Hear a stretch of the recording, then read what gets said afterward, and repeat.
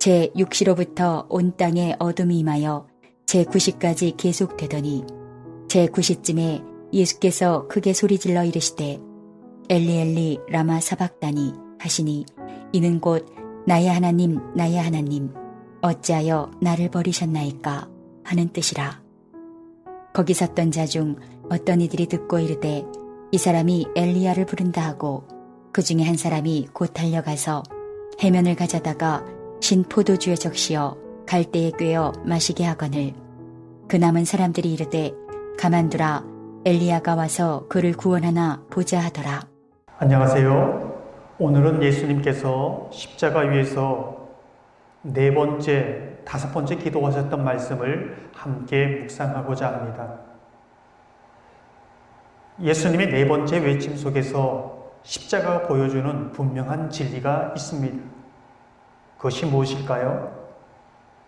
예수님께서는 날카로운 비명과 같이 엘리 엘리 라마 사박다니 어찌하여 나를 버리셨나이까 라고 기도하시지요. 무슨 뜻입니까? 예수님은 아버지가 나를 버리셨다. 아버지 나를 이렇게 버리십니까? 나는 버림당했다라고 외치는 겁니다. 하나님의 아들이라도 죄를 대신 짊어지고 있는 죄인일 때 그 죄인을 하나님께서 어떻게 보시는가? 죄의 결과는 무엇인가? 죄인을 어떻게 냉정하게 버리실 수 있는가? 죄인을 어떻게 심판하실 수 있는가? 우리의 마지막 심판의 모습은 어떠한가를 예수님의 십자가에서 예수님의 외침 속에서 생생하게 볼 수 있는 것이지요. 이와 반면에 이 외침은 우리를 향한 하나님의 사랑이, 죄인을 사랑하시는 하나님의 사랑이 얼마나 크신지를 보여주고 있는 것입니다. 제가 종종 언급하는 제스펜 루이스는 예수님의 네 번째 기도를 이렇게 설명하십니다. 예수님은 십자가의 고통이 너무 커서 하나님이여 하나님이여 어찌하여 나를 버리시나이까 라고 외치셨다. 이는 외관상 아버지 하나님에 대한 원망처럼 보인다. 하지만 그 외침은 원망의 절규가 아니라 사랑의 절규인 것이다. 아버지여 나를 십자가에 버리실 정도까지 이 죄 많은 인간들을 이토록 사랑하셨습니까? 라는 의미이다. 아무리 우리가 불행해도 인생을 포기하고 싶어도 하나님께서 나를 사랑하신다는 십자가의 사랑은 우리에게 이렇게 말하지 않겠습니까? 그래도 괜찮다. 그래도 감사하다. 그래도 살아야겠다. 레미제라블의 빅토르 위고는 인생에 있어 최고의 행복은 무엇인가? 라는 질문에 그것은 내가 사랑받고 있다는 확신이라고 말합니다. 복음 중에 복음은 하나님이 나를 사랑하신다는 것이지요. 우리가 예수님의 네 번째 기도에서 주목해서 보게 되는 것은 마지막 죽음의 순간에 누구를 찾고 계신가 합니다. 나의 하나님, 나의 하나님, 하나님 아버지를 찾고 있는 것이지요. 버림받았다는 것은 다른 말로 하면 하나님과의 단절을 의미합니다. 하나님 아버지의 사랑, 하나님 아버지의 평화와 기쁨, 하나님 아버지와의 친밀감, 죄로 인한 이 모든 것의 단절은 죽음보다도 고통스러운 것임을 예수님께서 보여주고 계신 것이지요. 우리에게 가장 고통스러운 것은 무엇일까요? 고난일까요? 고난으로 인한 아픔일까요? 아닙니다. 하나님이 나를 사랑하신다는 것을 믿지 못하고 우리의 마음이 냉랭해질 때 더 이상 하나님이 주시는 기쁨이 없을 때입니다. 더 이상 하나님이 주시는 평강이 없고 내 삶이 메마르고 조각나는 것이지요. 그래서 예수님은 다섯 번째 기도를 하십니다. 내가 목마르다.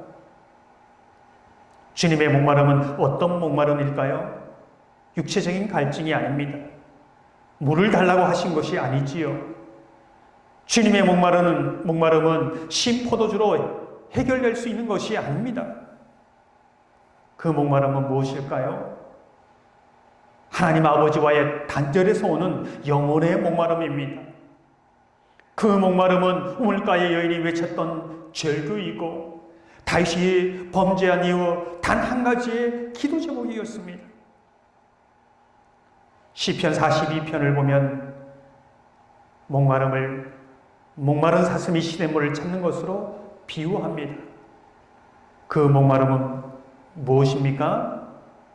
42편 2절을 보면 내 영혼이 하나님 곧 살아계시는 하나님을 갈망하나니 내가 어느 때에 나아가서 하나님의 얼굴을 배울까? 하나님을 목말라 합니다.